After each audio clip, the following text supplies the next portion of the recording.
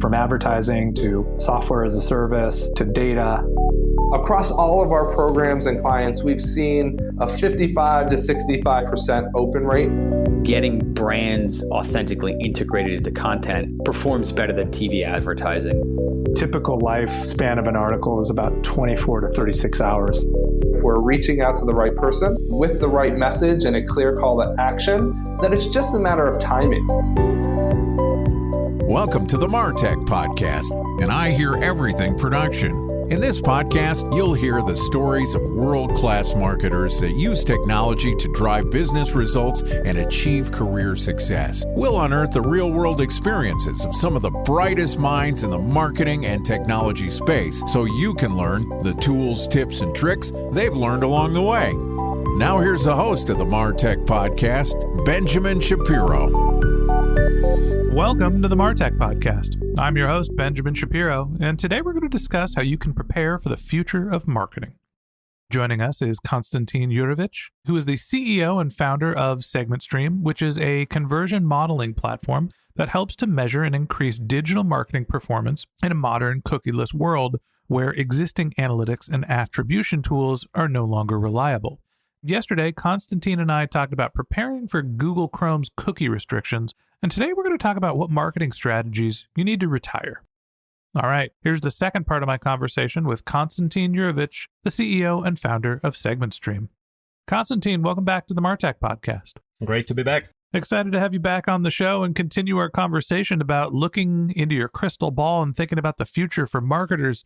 Yesterday, we talked about what the impact of Google's cookie restrictions are going to be. And basically, my takeaway from that conversation was your analytics are still going to work. You're going to understand, and you can use first-party cookies to see what's happening with your users' behavior on your owned properties. But for advertisers, it's going to be a little bit more difficult because you can't get access to that sort of cross-website activity that helps you do your targeting. Now, that means maybe we're going to rely less on our performance marketing moving forward. And it brings up the question that I want to talk to you about is, all right, if we're seeing third-party cookies go away, if we're seeing changes in how marketers are using data, we've seen GDPR and CCPA, privacy restrictions. It seems like the world's changing a lot right now. Talk to me about what are the marketing strategies you think that are no longer going to be useful moving forward? First of all, analytics will still work, but it already works quite poorly. So the biggest problem that right now you cannot understand your full customer journey. And we've even made a very interesting experiment with one of our clients. So they've been analyzing performance of their Facebook and Google, and like normal analytics and like normal Google Analytics was showing that Facebook is responsible for like 2% of their revenue. But then they decided to completely switch off Facebook, switch off all their ads for some period of time. And their overall revenue dropped like more than 20 or 30%. So this means that all the numbers that you already see in your analytics are not trustworthy, even without any third-party cookie restrictions. And the biggest problem is, of course, cross-device and cross-browser analytics. So there is no way to stitch customer journey between different devices. And I would say this is the biggest problem that is facing marketers already, especially when they have longer sales cycle and they don't have like emotional purchases that are made within the first visit. All right, so there's some changes in how we think about analytics. Talk to me about the marketing strategies. Are you going to stop your cold outreach? Are you going to move away from performance marketing? How are you going to make up for the loss of data? What are some of the marketing tactics we should be moving away from? So right now we see a rise of machine learning, and we see that all advertising platforms, Google, Facebook, they heavily rely on machine learning to target users and to optimize your marketing strategies. And the only feedback mechanisms they use to make optimization is a conversion. And they rely on the conversion tracking, and this conversion tracking is handled 100% by advertisers. And the biggest problem with conversion tracking that it is essentially broken, because we know that when customers come from different devices, you cannot properly track conversions. When we face ITP and longer sales cycle, conversions are not trackable. So I would say the biggest problem is how to solve conversion tracking so that advertising platforms could continue target proper users and properly optimize. So what we do at SegmentStream, actually, we shift from the concept of tracking conversions to the concept of analyzing each single visit on the website. So instead of waiting for the final conversion, We analyze each single website visit and evaluate the probability for the customer to convert in the future. Because we know if we don't send a positive or negative signal to the platform right now, it is a very, very high probability that the signal will be lost due to cross-device or due to ITP or due to other limitations. So I would say the first marketing strategy that needs to be retired is optimization based on normal final conversions or cookie-based conversions. So this is the first thing that you need to retire in your strategy, especially if you have longer sales cycles. If you have upper funnel marketing strategy, if you invest a lot in display, in Facebook, you definitely need to replace this feedback mechanism in form of final conversion with something more predictive, something more reliable. Have you heard of, I'll give credit to Chris Walker for this, but the notion of dark social? No. Okay, so basically what he's saying is that all of your conversion attribution metrics are wrong. And we're giving credit to the last click for the most part, where even if it's not click, if you have some sort of multi-touch attribution model, all of the things that don't necessarily drive a click are the things that actually have the biggest impact on your users. So things like listening to podcasts, attending a webinar, reading a white paper, word of mouth, like those are all incredibly impactful parts of the marketing journey, and also things that are basically untrackable by standard conversion analytics. So when you have a post-purchase survey and you ask people what drove you to buy our product, they're often saying the most impactful thing is the thing that you can't track. So what I'm hearing from you is we can analyze an initial website visit. We're not looking at the conversion because honestly, if we think a conversion might happen, it's hard to figure out what drove it because of the cross-attribution problem. How do you factor in for this notion of dark social, the things that are not clickable, not necessarily trackable for their impact in marketing?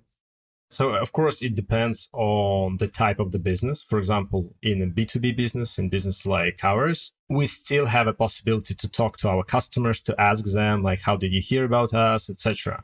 But for many e-commerce businesses, for example, where there are like millions and millions of daily visits, it's very hard to make any interviewing process with a customer. And mostly advertisers still rely on performance marketing. So they understand how much money they put into certain advertising channels and how much money they get out. So this dark social, I would say, is a very tricky area. And most of the medium and large businesses, they still rely mostly on performance marketing. But if we go to larger budgets or to B2B, of course, marketing mix modeling might be a solution here. But the biggest problem with marketing mix modeling is that it is very hard to find significant change in your purchases if budget is not significant. It means if you just invested $10,000 in YouTube, $10,000 in some podcasts, $10,000 in offline advertising, $10,000 in some flyers, it's very hard to understand whether this action actually made any impact because the budget is quite small.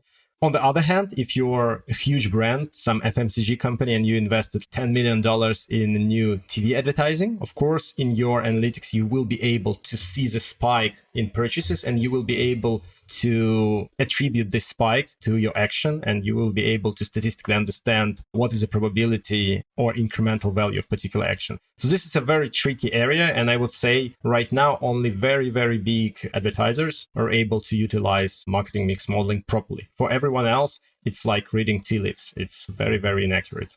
All right. So we're seeing the changes in attribution. It's hard to figure out that sort of middle level of tracking to understand what's truly impacting your business. And performance marketing might be a little less effective because we're seeing the deprecation of third-party cookies. So help me figure out what to do moving forward. If I'm planning my 2023 and even 2024 marketing strategies, what levers are you pulling down harder and what levels are you pushing against to say, I'm not going to do this? Are you moving away from performance marketing more towards content and nurture type content? Are you doubling down on analytics? How are you rebalancing what your marketing strategies are to get ready for the future? I would definitely double down on using machine learning and replacing deterministic way for analytics with probabilistic. What it actually means, instead of waiting for the final conversion to happen and then stitching back the whole customer journey, which essentially is not possible in any ways, we can move away from this approach and move to probabilistic approach. So instead, we just analyze the customer behavior when customer comes to the website. And based on this behavior, we can easily predict the probability to buy in the future.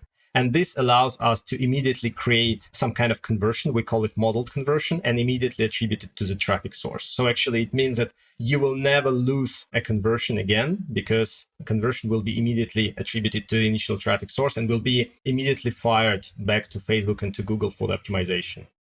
I feel like we're in this chicken or the egg portion of marketing where you need high volumes of data to train your machine learning algorithms, but we're seeing less data being applicable. So there's this need for more machine learning, more data science, but the amount of data that we're actually able to collect and use is getting smaller. So if you've got the data, you might be very successful moving forward. And if you haven't, you need to find a way to start collecting your own data. That first-party data signal is going to be more and more important moving forward. And that wraps up this episode of the MarTech Podcast.